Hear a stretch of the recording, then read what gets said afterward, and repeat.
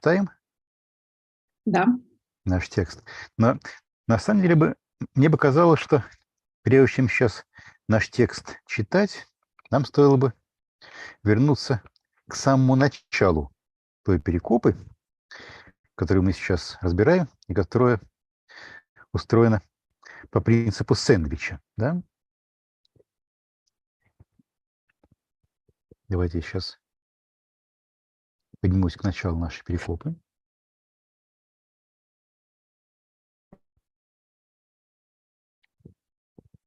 Да, вот. Я прочту по-русски.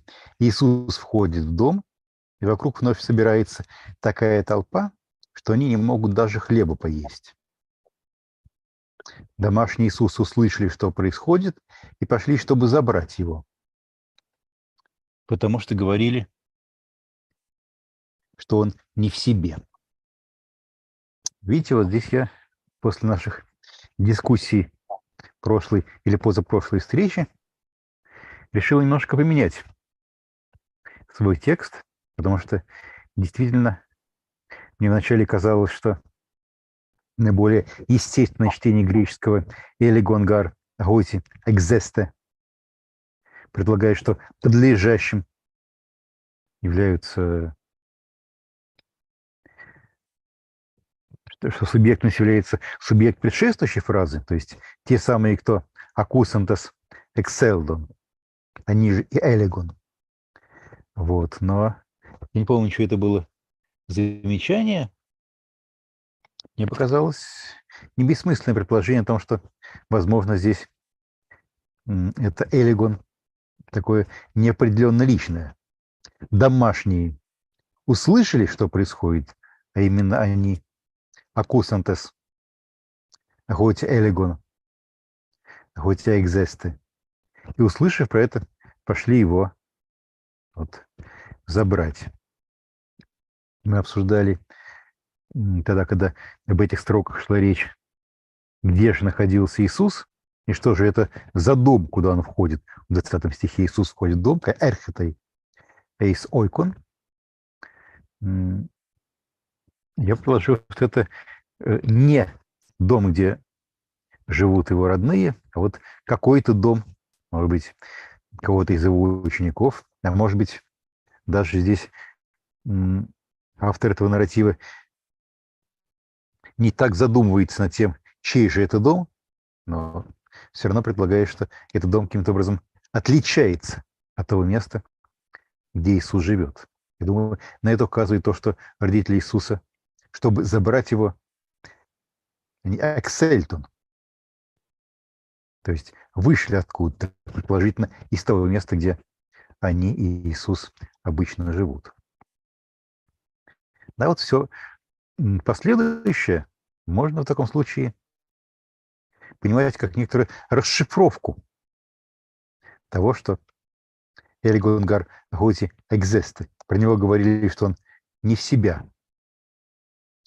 Но экзесте, экстасис может, конечно, к разным относиться эмоциональным состояниям, находиться в изумлении и так далее.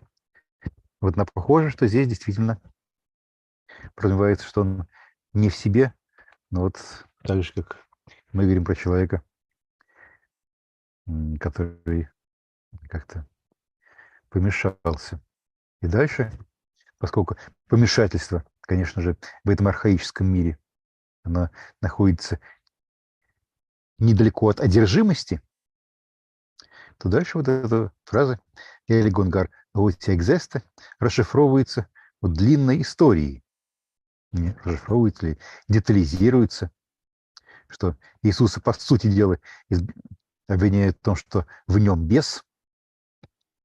Его ответ на эти обвинения «Готи элигон пневма акатердон эхей», потому что по него говорили, что в нем нечистый дух. Может быть, действительно, вот это «Готи элигон пневма акатердон эхей», но подхватывает фразу, которая отграничивала рассказ про то, как домашние Иисуса пришли, и рассказ о том, в чем Иисус обвиняют. Да? В таком случае мы имеем некоторую такую, ну, на самом деле, очень характерную для библейских текстов, особенно для ветхозаветных, но и новозаветных тоже, такую хеистическую конструкцию. Речь идет про то, как домашние приходят забрать Иисуса.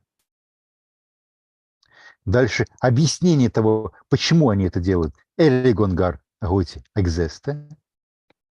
Дальше вот сцена этой контроверзы. Дальше готи элегон пневма акатартон эхей. И дальше мы возвращаемся снова к теме Иисуса и его матери братьев. Вот эти две фразы готи элегон пневма акатартон эхей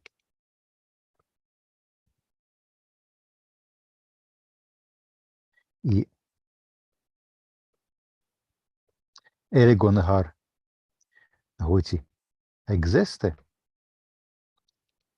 они у нас, получается, словно бы окаймляют рассказ про Иисуса, обвинение Иисуса в том, что он сгоняет бесов, владык и демонов, и в свою очередь они окаймлены историей про Иисуса и его родных.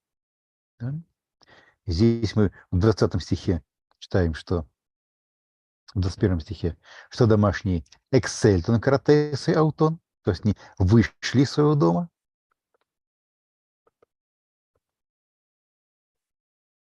Эксельтон. Вот, пока мы с вами на протяжении двух наших встреч обсуждали рассказ про Иисуса и Вельзевула, они шли, и, наконец, вот они пришли. Эрхетай приходит. Вот немножко поговорил о том месте, которое, вот, по-видимому, занимают те строки, которые мы сегодня будем читать в общей композиции этого непростого отрывка. Давайте прочтем эти строки, а потом, может быть, еще раз поговорим об их смысле и об их месте в повествовании. Маш, прочтите 31 стих.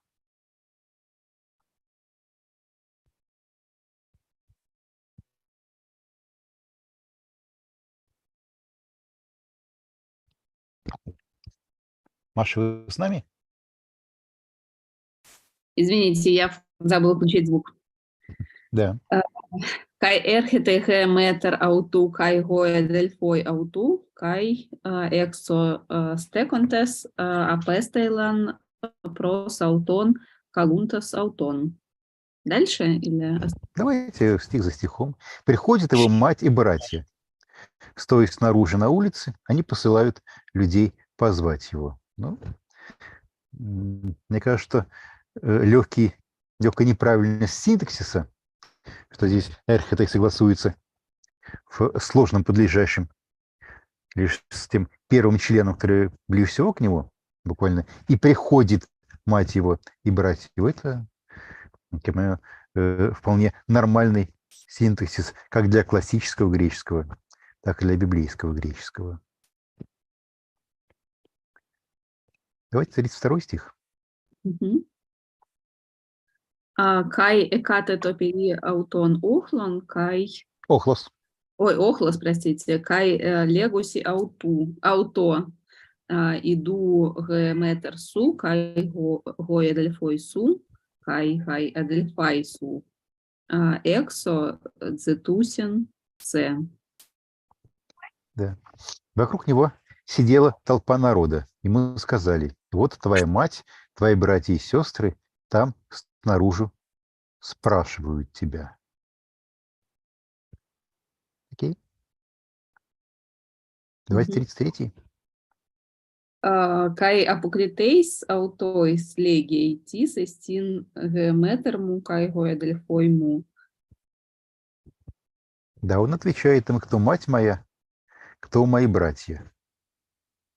Кай переблепсаменос тус пери аутон, кюкло теменус легий, иде геометрму кайгой адельфойму. И, посмотрев на сидящих вокруг, говорит: вот моя мать, вот мои братья. Хосгар ан поесето телематуту гутос адельфосму кай адельфе кай метр эстин. Кто исполняет волю Бога, тот мне и брат, и сестра, и мать. Ну вот мы сейчас вывели эти строки на экран, но, как обычно, если есть какие-то замечательные приложения по переводу, то я буду рад их услышать, а потом можем вернуться к содержанию текста.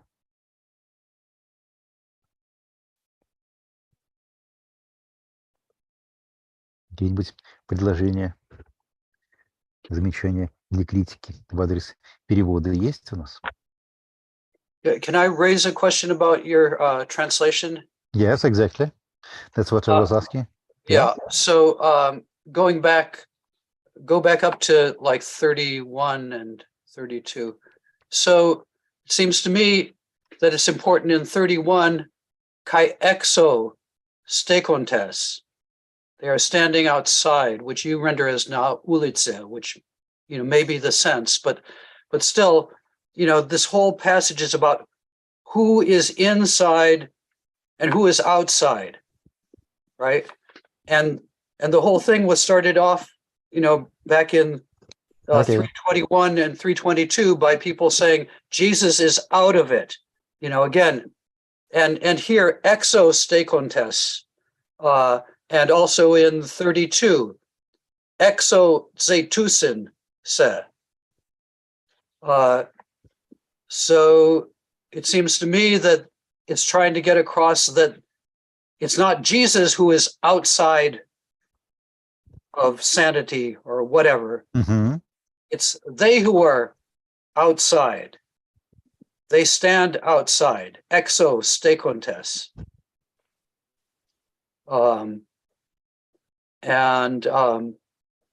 So I think the translation should somehow get that across. There's an irony here, right? With the exo. Thank you, Joel.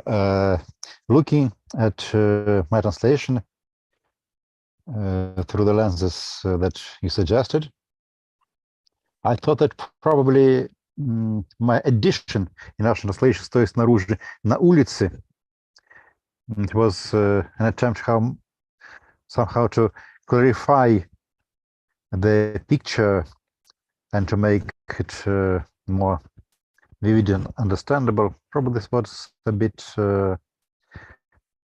too dynamic. So I took out this additional на улице, то есть снаружи. But your question was not about this addition, which I think should be taken out, yes. But your question was whether we can somehow, in our Russian translation, or in English translation, or in any other translation, in any language of the world, whether we can render this wordplay that, on the one hand, Jesus is accused of being out of himself, existe. Yes, and that the same idea, and even almost the same auxiliary word, prefix ex, adverb exo, occurs here when his mother and brothers are reported to stay outside, exo. Probably this wordplay continues later. So it's maybe important because you see that when 11 verses later, Jesus starts explaining his parables, he makes a clear distinction between those who are participants, who participate in the mystery of the kingdom of God, and ekenoi hoi exo, Yes. and those who are out of this closed circle. So probably this idea who is inside and who is exo is really sort of a catchword for these several passages. This is important for the commentary, and Exactly. I think we must clearly pay attention to this. The problem is how one can render it in Russian. Mhm. I think it's impossible, because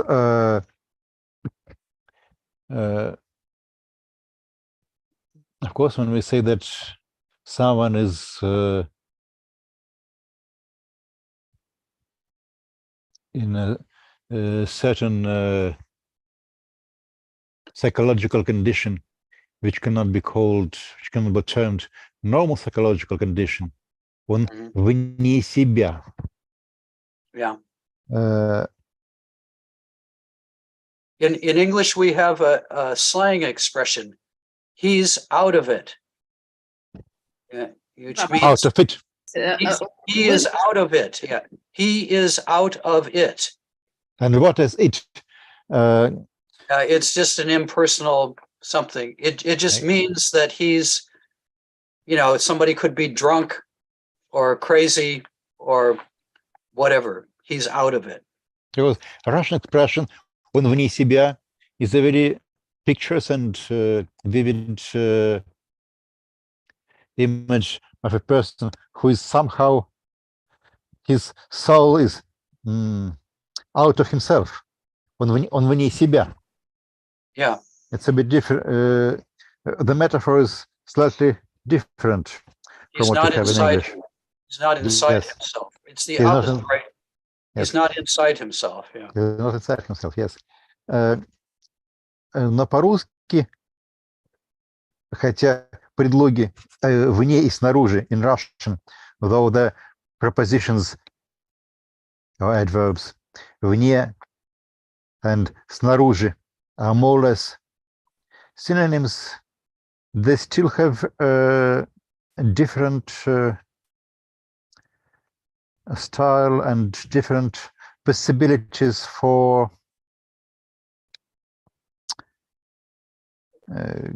combining with the different words and pictures. It is possible to say that someone стоит вне, but it would be slightly non-idiomatic. Стоя снаружи is stylistically better when we are talking about what is going on physically. Yeah. But we cannot say он снаружи себя. Even despite вне and снаружи are synonyms, one cannot in this idiom replace вне with снаружи. Okay, I leave the Russian translation to you. You are the expert. So. Okay, but we can also ask our Russian-speaking friends and colleagues. It's a very important thing that you indicated, all this play on being inside, being outside, being inside the close circle of Jesus' followers, being outside of this circle, being inside the house, outside the house, and so on and so on. But I think that if we try not just to to speak about this in footnotes, but somehow to render this in the translation itself, this play on X between the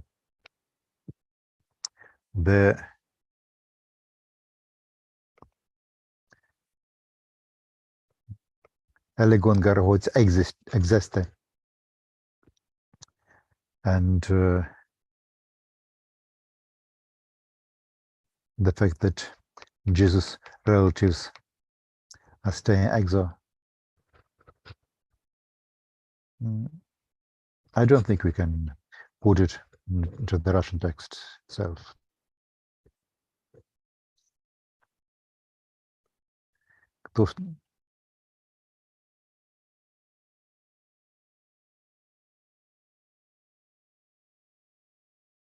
Да, вот you can read in our chat difference between Russian вне себе и он не в себе. Yes, probably that's important distinction, yes. The idea is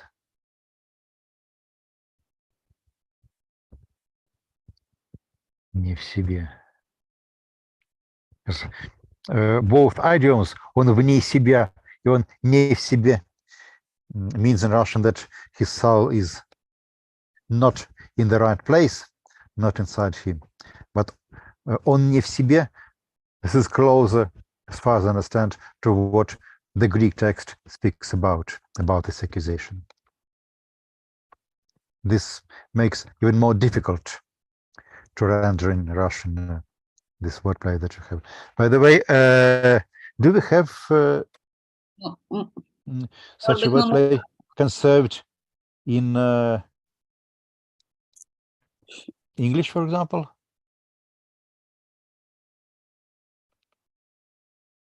In any of English? What's the question?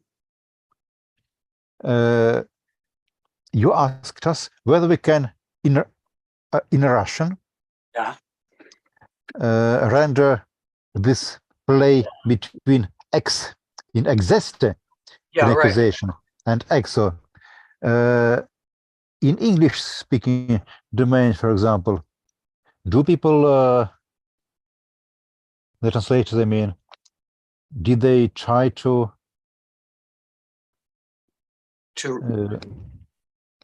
render this wordplay into English? I don't know. I think I did, but I can check it. Yeah. We can look at. Мы, наверное, не можем действительно полностью эту игру слов передать. Вот, но мне кажется, что мы можем в 21 стихе, по крайней мере, Excel-тон передать. Вместо пошли написать вышли. Или вышли наружу. Не знаю, что-то такое добавить сюда, потому что это же тоже часть этой игры слов. Они в этот момент уже выходят, и дальше они постоянно снаружи. Okay. И вот это, мне кажется, вполне можно как-то передать. Okay. Это не будет насилием. Вышли куда? На улицу? Или как? So I guess I tried to retain some of this in my translation. Okay. In 3:21, I said, and his relatives, hearing about it, went out to seize him, for they said, he has gone out of his mind. And then in 3:31, I said, his mother and brothers came, and standing outside, they sent a message to him. So I had the word out, in both 3:21 and 22, and or 3:20 and 21, and also in 3:31. So I was making some linkage, some syntactic, some. New Revised Standard Version is the same in this. Oh, well, they copied me. Yeah. Pocket Mark. As far as I understand, they needed a time machine to copy you. Yeah. Uh-huh. Yeah, they're pretty clever, so I'm sure they have one. Yes, okay, if this is acceptable in English, that's fine. But in Russian, we would have some problems in this. Not all wordplay can be rendered in translation. Yeah. I had a lot of disappointing experiences of that kind while translating the Old Testament, which of course is very rich in different kinds of wordplay, and in most cases we're unable to render it Yeah. in our target languages. Right. Yeah.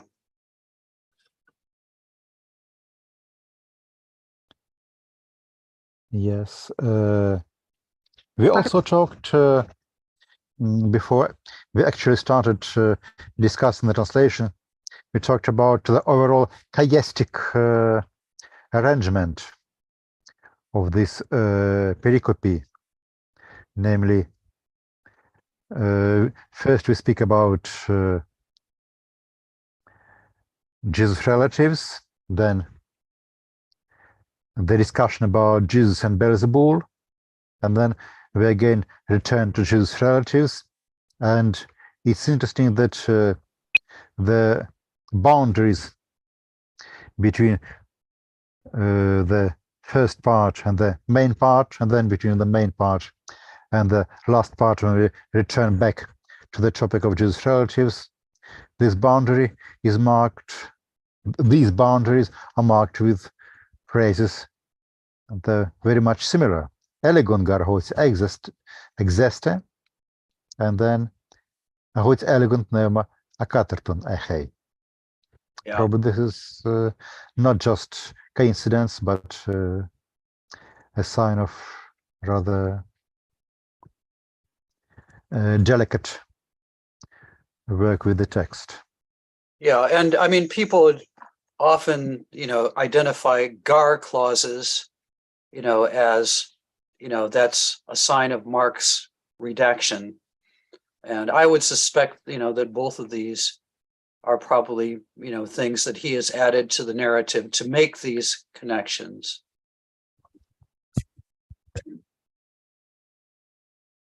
Yes.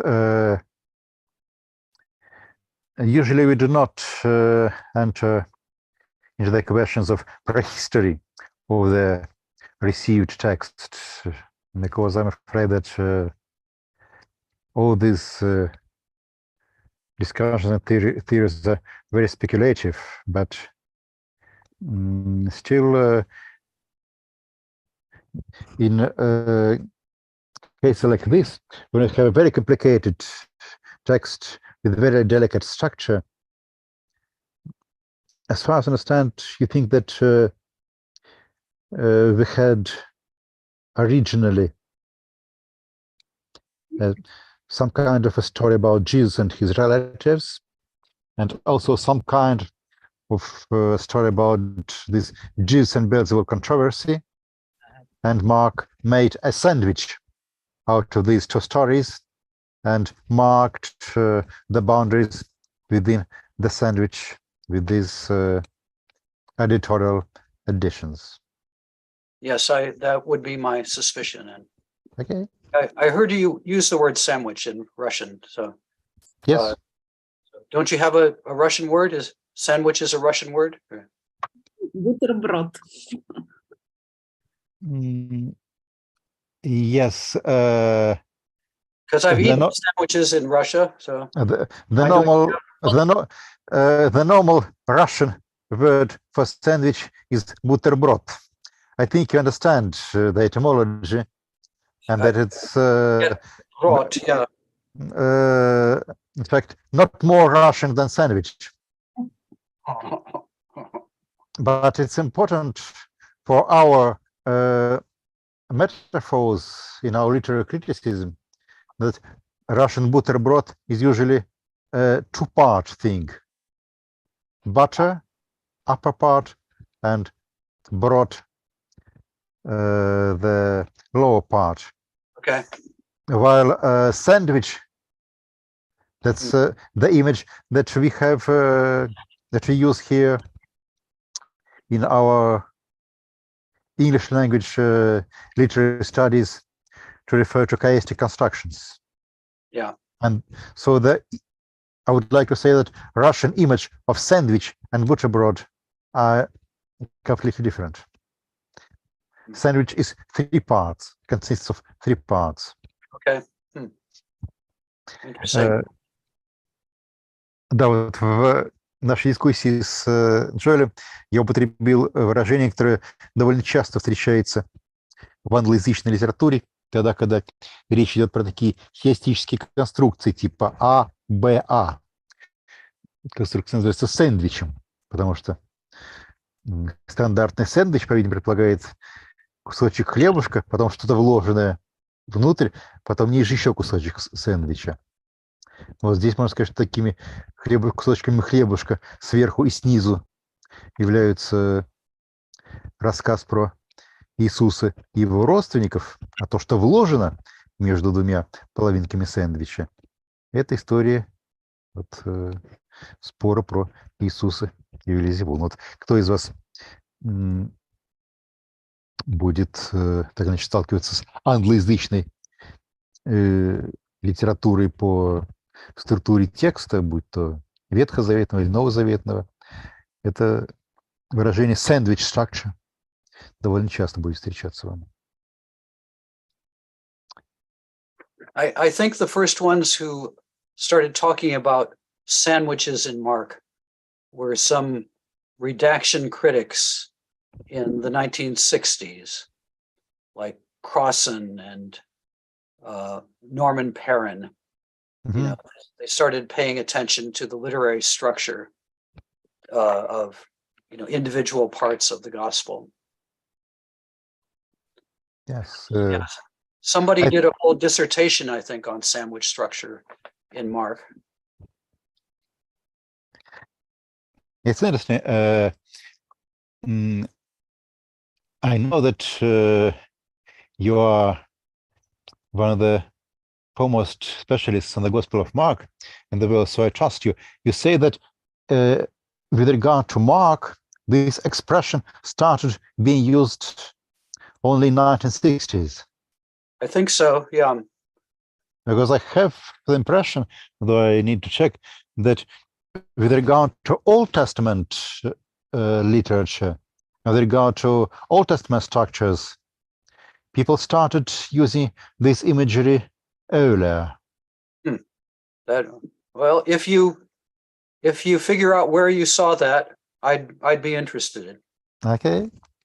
One can write a PhD dissertation on the genesis of sandwich metaphor in biblical studies.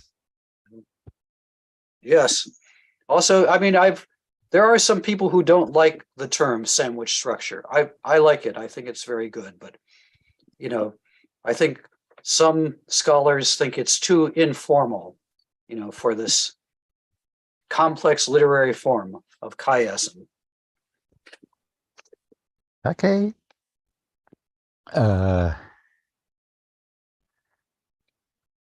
Можно Есть какие-то... Да. Я вас хотела Маша. спросить. Да-да. Да, я хотела спросить вот про 31-32 стихи. Вы тут какие-то добавляете экспликации вот этих людей и посылают людей позвать его, и сидела толпа народа. Можете объяснить, почему вы думаете, что они нужны?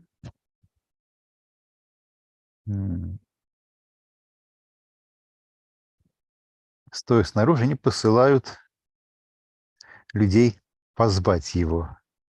Мне просто кажется, что по-русски они посылают позвать его не очень хорошо.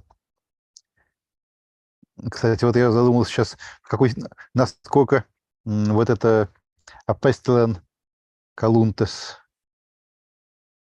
не знаю, насколько это нормально для греческого языка. В еврейском, конечно же, это был бы такой явный гебраизм. Да. у нас постоянно встречается, что кто-то кого-то посылает, вайшлах, и при этом всегда объект опущен. Подразумевается, что каких-то людей посылают, что шальху сделать то-то или не то-то.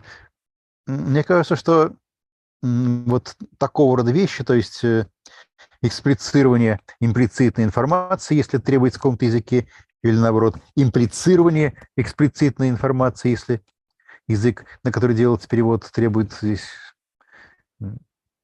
чтобы информация была имплицирована, а не эксплицирована. Это такие очень легитимные вещи. Понятно, что никакой другой интерпретации быть не может. Нельзя же, вряд ли они послали ангелов. Алло? Да-да-да. Нет, мне просто как-то кажется, что по-русски тоже можно так же сказать. Послали позвать его. Но, может быть, и правда. Я не знаю. Как в других случаях, когда речь заходит просто про русскую стилистику, мы можем сейчас просто вот наши 20 участников считать, что это репрезентативная группа Russian speakers. То же самое вокруг него сидела толпа народа, что здесь Охлус передал двумя словами, вокруг него сидела толпа. Может быть, я не знаю. Давайте проголосуем сейчас. Я тогда, для того, чтобы видеть результаты голосования сейчас. Are you, I just was, clarify for me, are you talking about 31 and 32? Yes, In 32, you have the ochlos, yes. but in 31, you have, Пестелан Колунтас.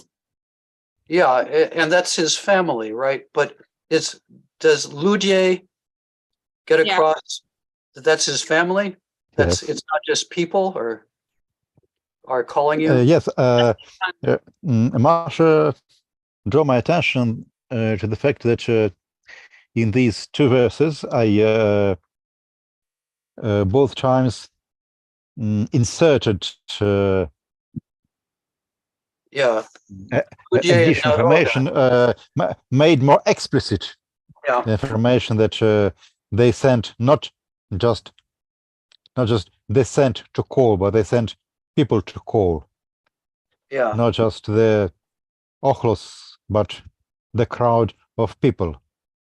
I thought that this would sound more in line with how we say it in Russian, but I wouldn't insist.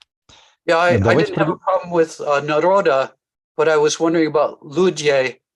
Does Ludye, is the implication that that's, just some people are calling you, or is that his Ludye, his family?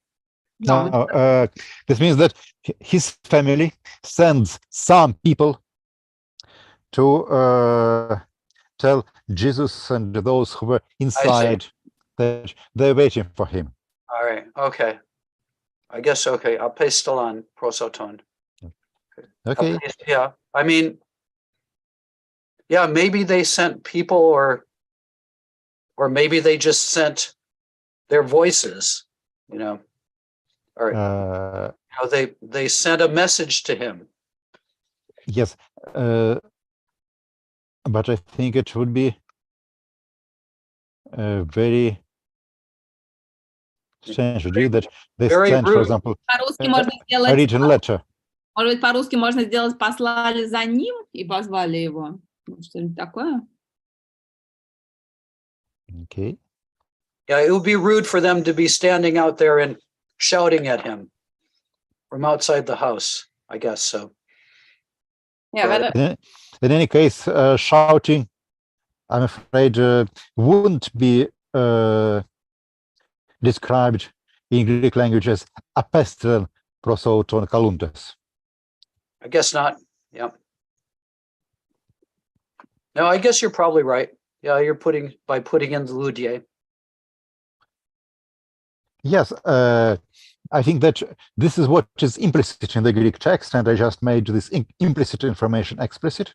Mm-hmm. The question is whether Russian style really requires this?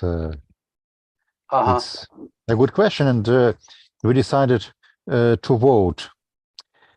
Мы голосуем по поводу стиха 31. Голосуют Russian speakers.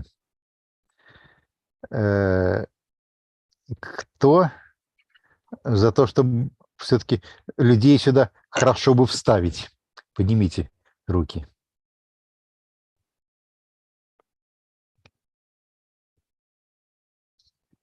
Трое за. А кто за то, что мы можем обойти здесь без людей? То есть снаружи не посылают за ним или посылают за ним позвать его? Раз, два, три. Окей. Маша, ваша рука перевешивает чашу весов в пользу вашей интерпретации. Хорошо. Посылают за ним. So who won? Me. Good. Окей. Let's посылают за ним, позвать его. Ну или просто посылают послать. Вот мне кажется, что просто посылают позвать. Нет? А посылают за ним, мне кажется, нормально. Нет, запятая, мне кажется, точно не нужна. Окей. Ну, давайте про толпу народа тоже проголосуем. Да, давайте про толпу народа проголосуем. Кто за то, чтобы сохранить толпу народа?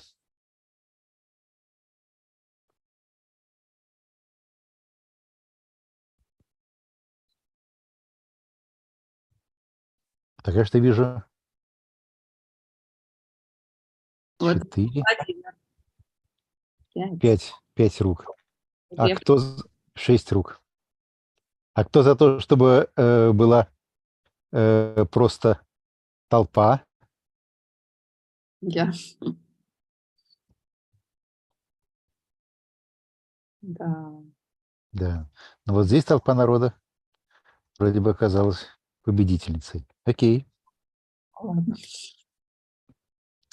You may be a bit puzzled, Joel, with our love for voting, but you must understand that this is some way of compensation for the lack of voting in other matters. Yeah. Yes, I don't know what you're talking about, but I accept your decision. Okay. Yes. So did you vote for Tolpa or Tolpa Naroda? Yes. Я еще хотела спросить тоже такую статистическую вещь небольшую про эксостеконтес. Не стоит ли добавить какой-то динамичности этому стеконтес? Потому что у нас понятно, что это можно значить просто стоять или находиться, но может также значить и останавливаться, правда же? Не лучше ли это подчеркнуть, что там, не знаю, может быть, или остановившись, или это просто встав снаружи, не знаю. Вот про это я думаю. Или это лишнее, такая динамичность здесь? Но мне кажется, это же такое относительно стеку, такое относительно уже вторичное образование от перфекта. Разве нет? Да, конечно, нет. То, что оно может значить просто стоять, безусловно, правильно. Вот, просто мне кажется, что можно понять и более динамично, соответственно, просто вопрос, как мы хотим понять скорее. Ваш вариант, безусловно, легитимен. Никакого ничего неправильного, безусловно, нет. Ну, давайте оставим. Не знаю. Встав снаружи. Встав снаружи. Кстати, тоже неплохо. Встав снаружи. Давайте. Здесь, мне кажется, это настолько мелкие вещи, что, может быть, встав снаружи неплохо. Окей. Спасибо, Маша. Дальше. Да, мы поговорили про место этой перекопы в общем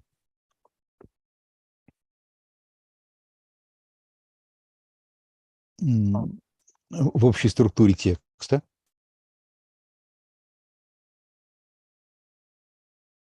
Сейчас я посмотрел про... So in 31, Смотрел чат. in 31 you changed a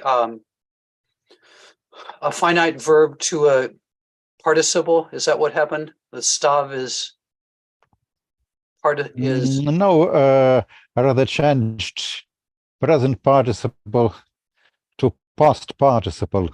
But frankly speaking, even though I'm a linguist and a native speaker of Russian, I cannot understand, and at least I cannot explain you the difference between present participle and past participle in this particular context. well, and I guess what I learned about histemi in the, in the perfect, which this is the perfect participle, it has present meaning. So Yeah, that's true. But my idea was that este can mean both to stay and to stop. yeah. Yeah, and that's what changed. That it's a small nuance, and maybe it's better to translate a bit closer to they stopped outside and then sent for Jesus. Then they just were staying outside. Right. I see. So it's a bit more dynamic. Good. Listen, I have a phone call I need to take, so I'm going to excuse myself for a few minutes, and I'll Okay. Don't talk about anything while I'm gone. Okay. No, I'm kidding. Yeah, go ahead. Yeah. Okay.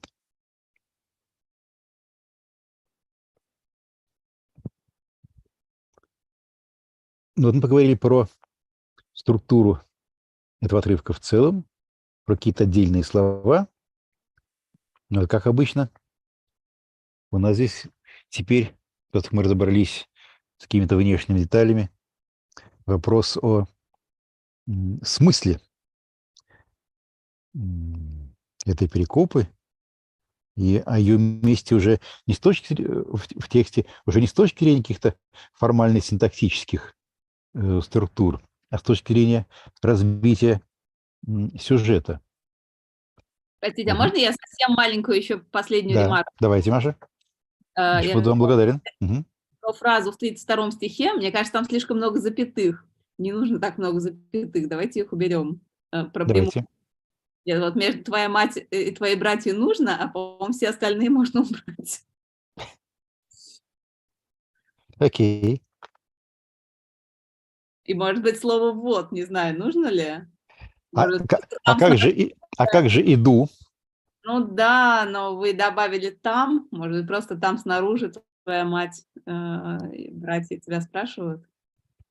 Мне кажется, что там это наличие места. А вот это такой дискурсивный маркер. Ну, нет, это понятно, да, просто немножко перегружено как наречиями и маркерами дискурсивными фразы. Но я бы в любом случае убрала все запятые остальные. Не знаю, как остальные скажут. По-моему, снаружи тоже не нужно выделять запятыми. Здесь. Хорошо, давайте уберем вокруг снаружи. Здесь есть лучшие русисты, чем я. Но, так, кажется, что просто очень тяжело, если так много запятых. Телеграмма получилась. А? Телеграмма получилась, значит, препинание надо расставить. Вот обязательно надо отделить. Ну как же? Вот. Хорошо. братья и сестры, давайте мы не будем сейчас заниматься русскими запятыми. Вот. Мне кажется, очень важные вопросы действительно связаны с какими-то формулировками, пускай даже стилистическими. В конце концов, скажем, тогда, когда у меня с некоторыми моими коллегами-переводчиками были очень серьезные дебаты, то значительной части дебаты были именно связаны со стилистикой. Поэтому я с очень большой благодарностью принимаю все замечания, касающиеся стилистических аспектов и даже каких-то малейших стилистических моментов нашего русского перевода. Но, может быть, запятые мы можем Ну, хорошо. внести в скобки. Ну да. Так вот, если говорить про место этой перекопы, не только с точки зрения того, как она вкладывается в вот этот хиазм, который перед нами здесь, но, по-видимому, действительно автор Евангелия от Марка создает из дошедших до него истории в соответствии с своей любовью к текстом-сэндвичем. А про то место, которое занимает эта история вот вообще в развитии повествования Марка, то мне кажется, что стоит действительно посмотреть даже не только вот на то, о чем мы говорили занятия назад или 2 занятия назад, то есть вот про все эти стихи, связанные с домашним Иисуса, а про то, что эта перекоп, она занимает очень важное место между, с одной стороны, вот рассказом о назначении 12, да, а с другой стороны, у нас вот в следующей перекопе, где речь идет о притчах Иисуса, с особой отчетливостью проявляется, вот про что мы уже говорили во время нашего разговора с Джоэлем, противопоставление между внешними и внутренними. Да? Вам открыто тайна Царствия Божьего, говорит Иисус ученикам, «Экейноис да тоис эксо», а тем, находящимся снаружи, все говорится в притчах. То есть в каком-то смысле слова у нас вот здесь происходит замена старой, прежней социальной структуры, вот тех отношений между людьми, которые характерны для нормального традиционного общества, которые в первую очередь регулируются родством, на новую социальную структуру, только что вот здесь создаваемую общину. Да? До сих пор мы видели про то, что мы слышали про то, что у Иисуса появляются ученики, вот ученики идут за ним. Но вот эти 2 момента, с одной стороны, конституирование вот некой фиксированной общины 12 учеников, и с другой стороны, вот это подчеркивание разницы между учениками и эксо, это, конечно, некий очень новый момент в развитии сюжета. Может быть, совершенно не случайно между этими 2 моментами вставлена перекопа, посвященная прощанию со старыми социальными структурами. Вот моя мать, вот мои братья, кто исполняет волю Бога, тот мне и брат, и сестра, и мать. А в каком смысле слова, если можно применительно к Евангелию от Марка говорить, взять такое понятие, как церковь, может быть, это будет немножко анахронистически, а может быть, и нет, то вот эти подряд идущие перекопы как бы говорят о формировании церкви на место социальных структур более архаического общества.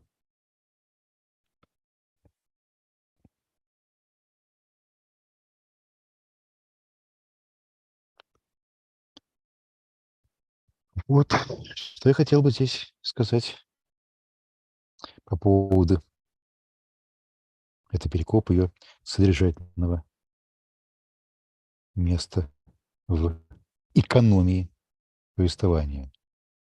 Конечно же, здесь при нашей попытке восстановить жизнь биографии Historical Jesus встают еще дополнительные вопросы о том, как же на самом деле, что же происходило в семье Иисуса. Потому что, с одной стороны, мы видим в других Евангелиях, скажем, Иоанна прежде всего, да, мать Иисуса стоит у креста, она входит в общину последователей Иисуса. Иисус как бы вверяет ее судьбу, заботу на своих учеников. Здесь у Марка, наоборот, подчеркивается, видите, видим полный разлад между Иисусом и его родными. Вот. Но, впрочем, для теологии Марка как раз очень характерно подчеркивать тему одиночества Иисуса и разлада между ним и его ближайшим окружением. Касается не только родственников, но и учеников, и апостолов.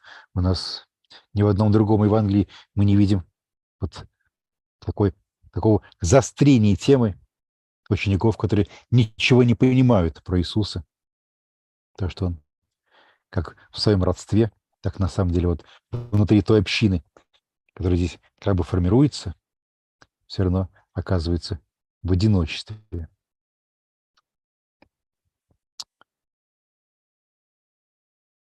Непонятый.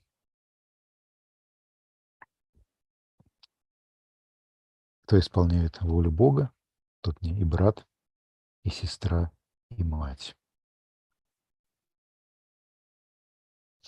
Поскольку мы довольно много про эту перекопу говорили, точнее, про эти перекопы, друг с другом связанные, то мы сегодня, если нет никаких дополнительных замечаний вот по этим стихам, довольно, ну, скажем так, быстрее продвинулись по нашему марковскому тексту, чем обычно у нас это происходит. И если нет никаких замечаний, то могли бы перейти уже к следующей главе. Давайте. Вот. Больше по 3 главе у нас нет каких-то замечаний, предложений, касающихся формы или содержания. Михаил Георгиевич, если позволите, я хотела бы еще сказать о теме дома. Да, конечно. Вот некоторые авторы отмечают, что дом – это одно из тех мест, где Иисус встречается с учениками. И что именно у Марка эти места так разделены, где он учит народ и встречается с народом. Это, как правило, или берег моря, или пустынное место. А вот ученики – это либо дом, либо лодка, либо гора. И вот если собрать весь этот отрывок конца 3 главы вокруг темы дома и посмотреть, что он входит в дом с учениками, и дальше там присутствует вот эта дискуссия о том, что из дома надо изгнать Вельзевула и беса, вот это тоже не случайно, да, и, соответственно, и окружает это тоже эту историю родные, как такое обязательные жители дома. И в конце концов все начинается с того, что 12 с Иисусом вошли в дом, и кончается, что вот кто мои брат, сестра и мать. Да, здесь действительно какая-то вот тема дома тоже выходит на первый план. И действительно здесь, я думаю, что это может быть верифицировано тем, что слово «дом» частотнее здесь встречается, чем в каких-то других местах. Да.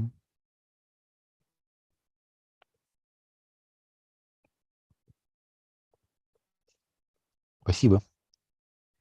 Хорошо. Тогда давайте начнем читать историю про притчи.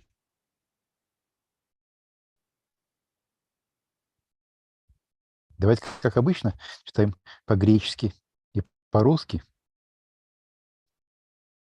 Маша, прочтем первый стих. Да. Kai palin erksata didaskein paraten talasan.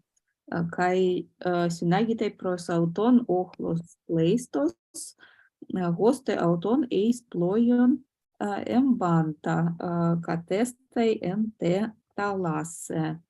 Kai pasho ochlos prostan talasan epites ges esan.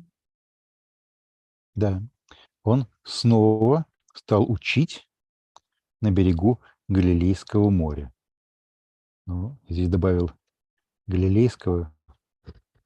Мне кажется, это таки необходимо, потому что у нас слово «море» без какого дополнения все равно никак с Галилейским озером ассоциироваться не будет.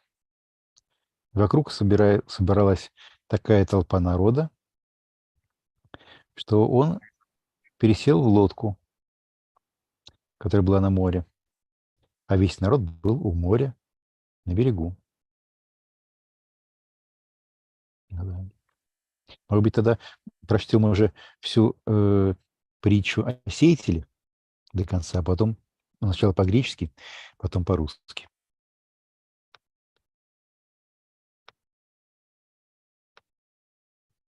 Простите, я что-то забыла. Мы обсуждали это, мы решили, что мы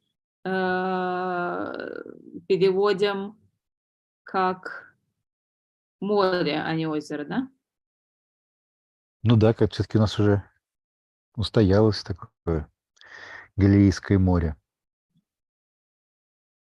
Он снова стал учить на берегу озера.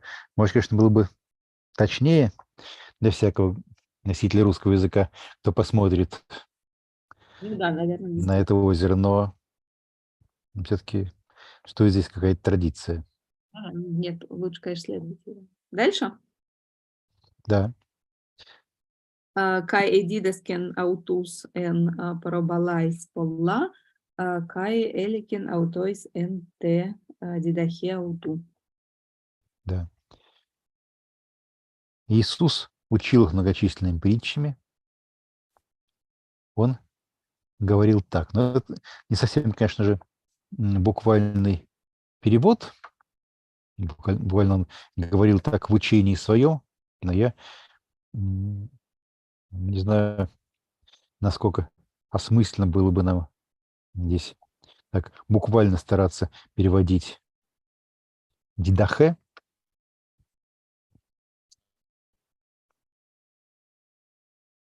Вот. Я не вижу здесь какой-то семантической или смысловой какой-то иной потери. А то, что дидахе у нас оказалось невыраженным. Или мы что-то потеряли. Но все-таки слово дидахия. Слово дидахе важное, несомненно, но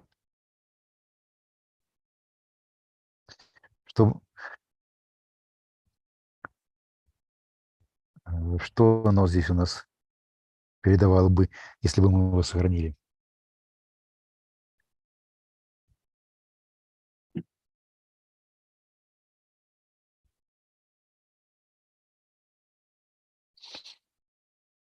У нас теряется то, что вот этот последующий текст может быть назван Гэдидахе.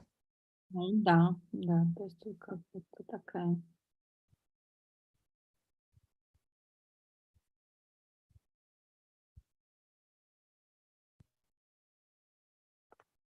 Ну хорошо, давайте подумаем. Это заголовок, потому что дальше идет. И вот таким было учение его тогда. Потому что он говорил в учении, мне кажется, не очень хорошо. Нет, мне кажется, таковым было и учение неплохо. So you're talking about the repetition of the idea of teaching. Yes. Joel, No. I'm happy that you're again with us. While you were absent, we moved from chapter 3 to chapter 4. But if you're now with us, we can ask you if you have anything before we say farewell to chapter 3. Definitely, do you have anything that you would like to add to No, our I'm happy. discussion on chapter 3? I'm happy to move on to chapter 4. Okay. I did my dissertation on it. Okay. Then I don't know whether you have grasped what we were just discussing with Maria. Well, are you talking about, whether your translation? So in the Greek, you have edidasken, and then also ente didache, right? Yes. Your translation only has uchil. Yes. I do not know whether elegant and tedidache was normal and idiomatic in Greek language in the Right. 1st century AD, but definitely in Russian literal translation он говорил им в учении своем would be very strange. So I think that Why is it strange? stylistically strange. Okay. We do not use words in this way. I mean, I think it's important, this verb and the noun are both important in Mark. And so, the fact that he's repeating it is significant.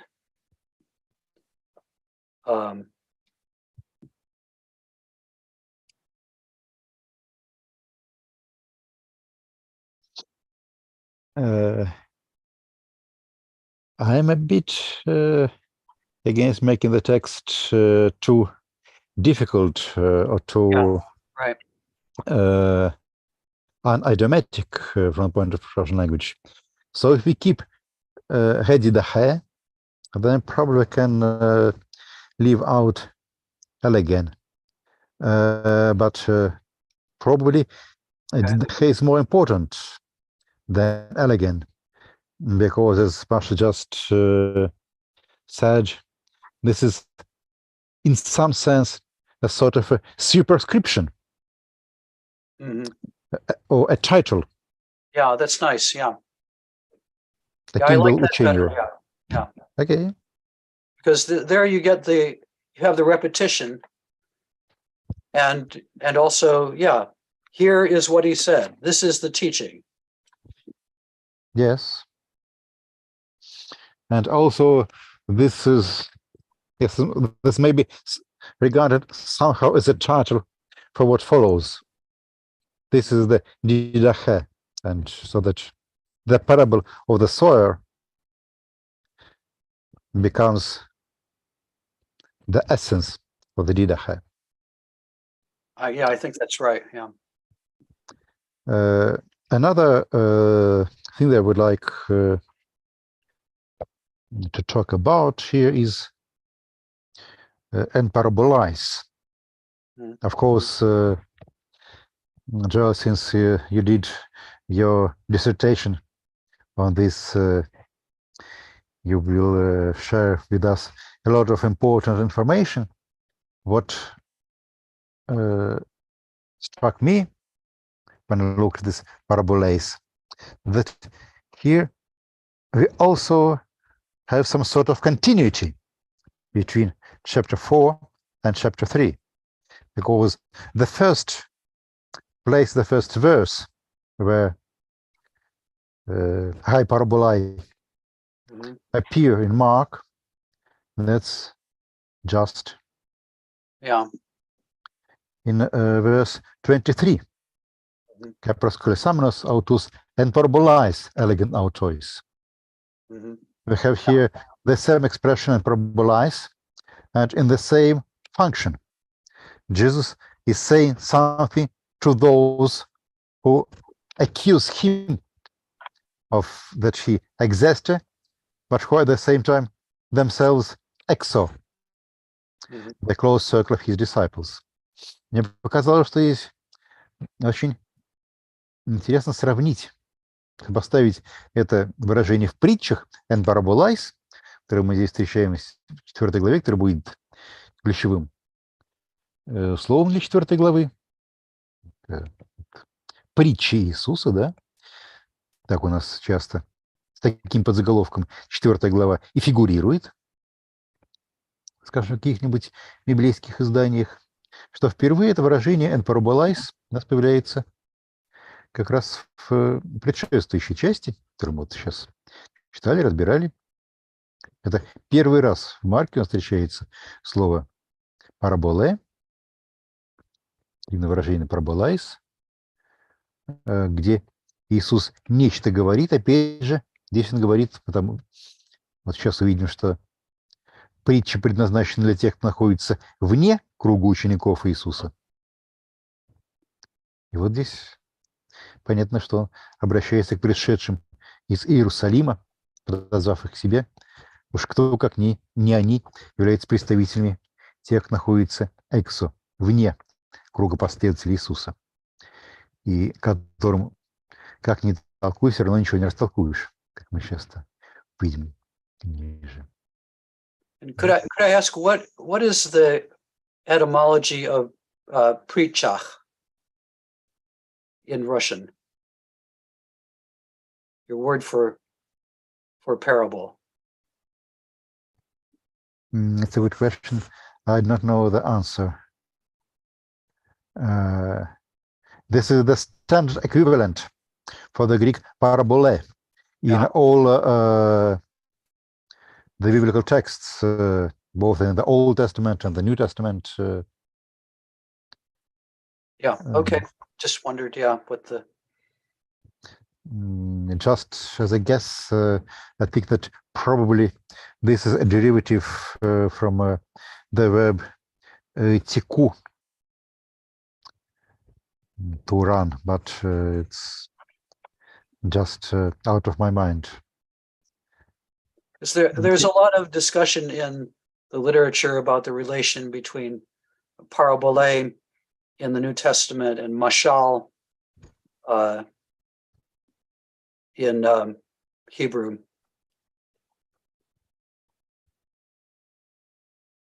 Yes, and what is the essence of the discussion? Well, I mean, so some earlier New Testament scholars wanted to have a very narrow definition of parabole, and defined a parable as a figurative story in which well, I can't remember the details of it, but they thought that mashal in Hebrew had a wider meaning than this narrower definition of parabole, which they were working with in Greek. But I can't remember the details, so I'll try to dredge it out of my memory some other time. Okay.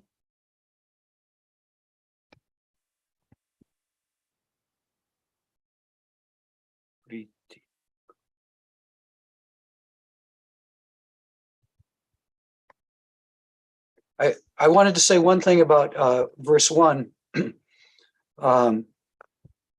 This verse, I think sometimes it's helpful to think of Mark's writing as acting like a movie, like a movie camera. And like in verse 1, so he goes and he began to teach by the sea.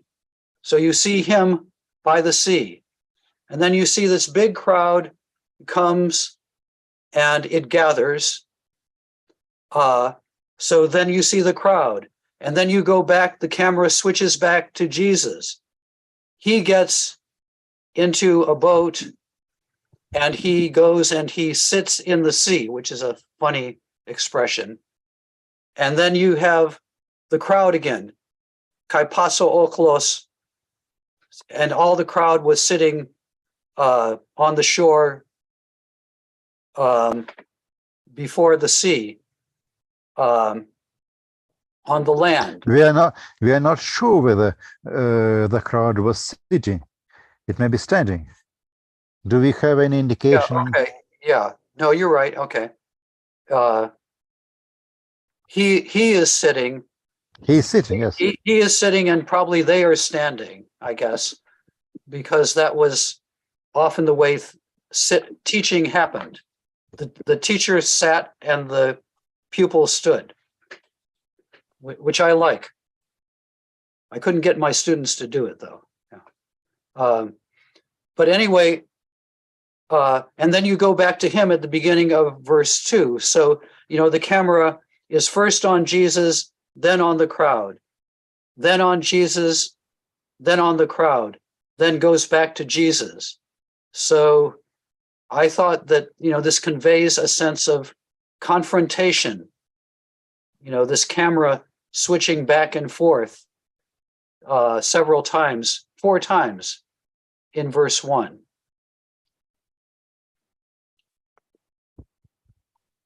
See what I'm saying? Yes.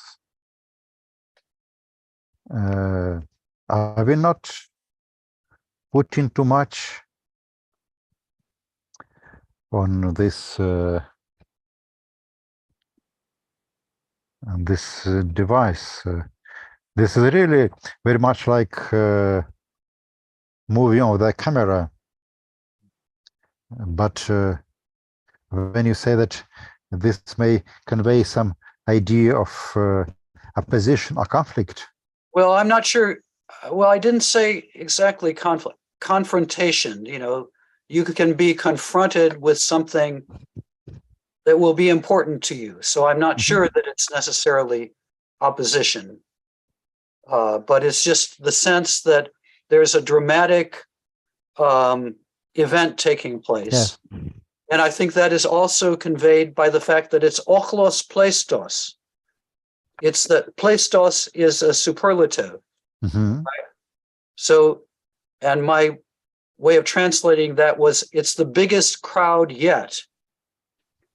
And if you go back over the last few chapters, I think the sense is that the size of the crowds has been growing.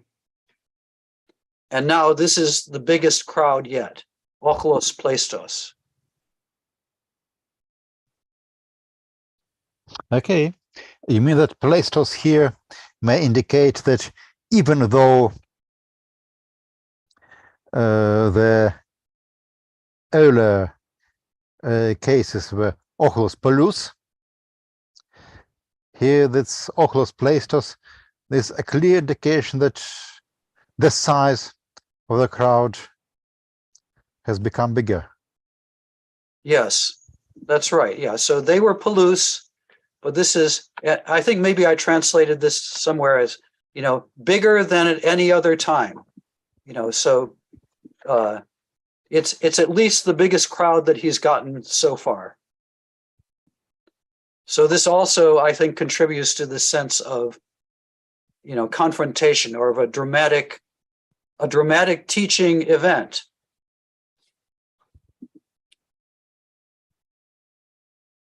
Да, that's maybe interesting. Think about this, because I'm afraid that we have quite a lot of times ochlos polus already. Yeah, right. So, but why doesn't he use polus again? Because he wants to say this crowd is pleistos.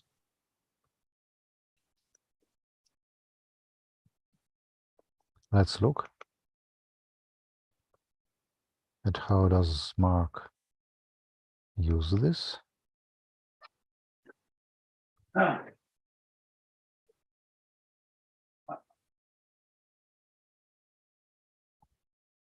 That's, we can, through our computers, have some sort of a concordance. Yeah, I've got a concordance here. So. Ochlos.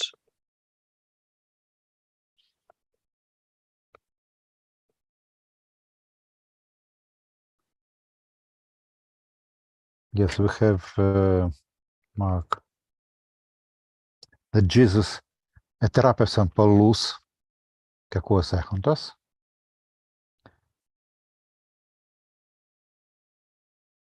Yes, polloi gathered in Mark 2:2. Mm-hmm.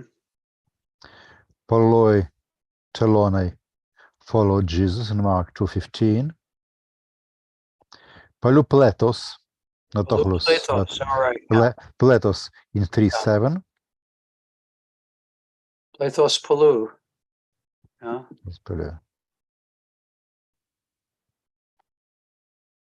Okay. Yes, So there weren't as many as I remembered, but yeah. But we did have Plethos Palu, which yes, is synonym. we have pletos polu and then ochlos pleistos. Yeah. Okay.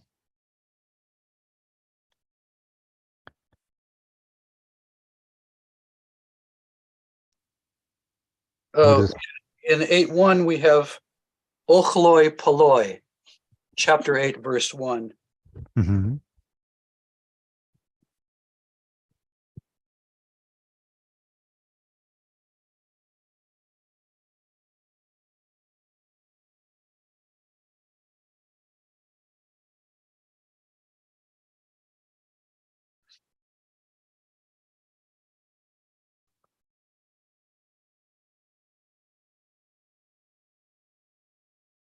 Anyway, this is what you do when you write a commentary. You look at every little thing and you see significance in it. Maybe more significance than there is, but that's the disease of writing a commentary. Yes.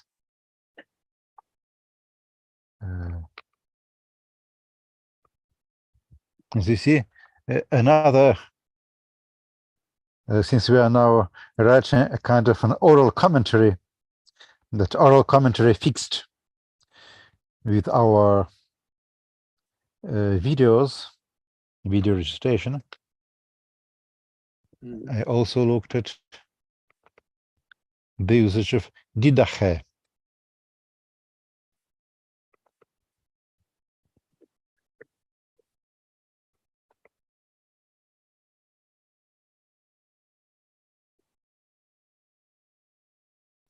So in Mark,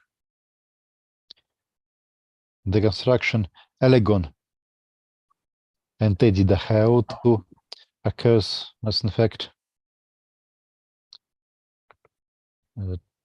twice. Elegon autois and te didacheutu in Mark 2, in Mark 4:2, and then the same construction is in Mark 12.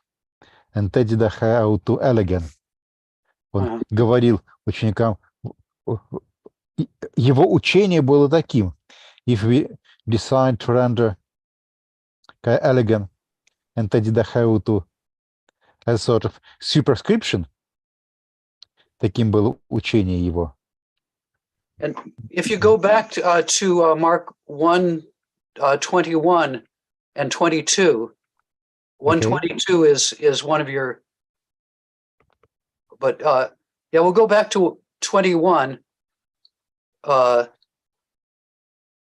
So at Didasken, he taught them, and then if you go to 22, you have both and te didacheautu and also engar didaskonautus. Right. So again, he's he's really emphasizing Jesus's teaching and his teaching activity. That's really central to his image of Jesus.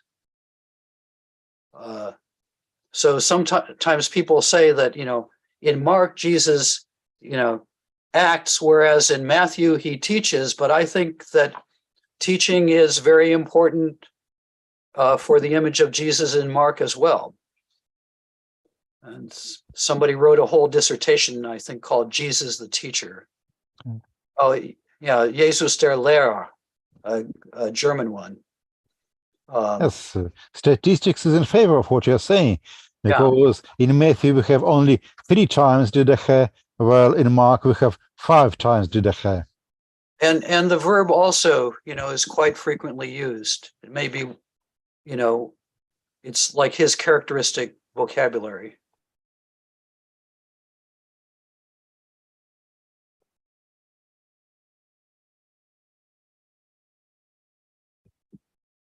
So he doesn't give you as much of the teaching as you get in Matthew, but the image of him as teacher, I think, is very important. Didasko is occurs 17 times in Mark.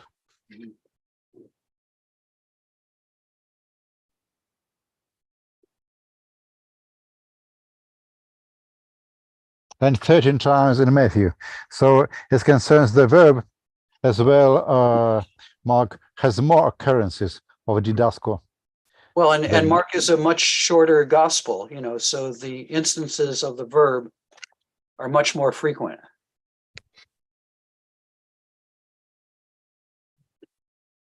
Yeah, so even though his speeches are shorter in Mark, but the emphasis on teaching is probably even more stressed than in Matthew. Yeah. Yes, I don't think necessarily the individual speeches are shorter, but Matthew has all of this extra cue stuff, which is mostly teaching. But I mean, oftentimes when Matthew is, redoing passages from Mark, he'll actually shorten the passage. But there's much more teaching in Matthew because of this, saying source, which is mostly teaching.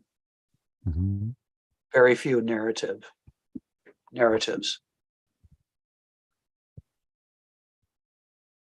Okay. We now have just approached the parable of the sower, but probably this is exactly the time for us to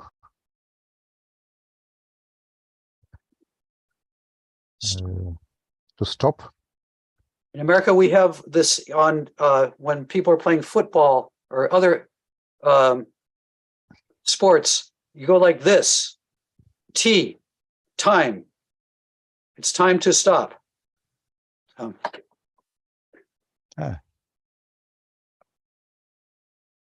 I know this sign from my diverse experience. This is 50 bar. And I never thought 50 bar, that's the pressure in your scuba diving equipment. That means that you must think about going up. But I never thought that this is time. Yeah, now I understand it. For us, it's time. Yeah, time to stop. Yeah. Okay. Thank you, Joel, for being with us. Okay. Спасибо всем, кто с нами был. See you next week. Okay. Cheerio. До свидания. До скорого. До свидания. Спасибо всем, кто был и давал советы и предложения по поводу нашего текста.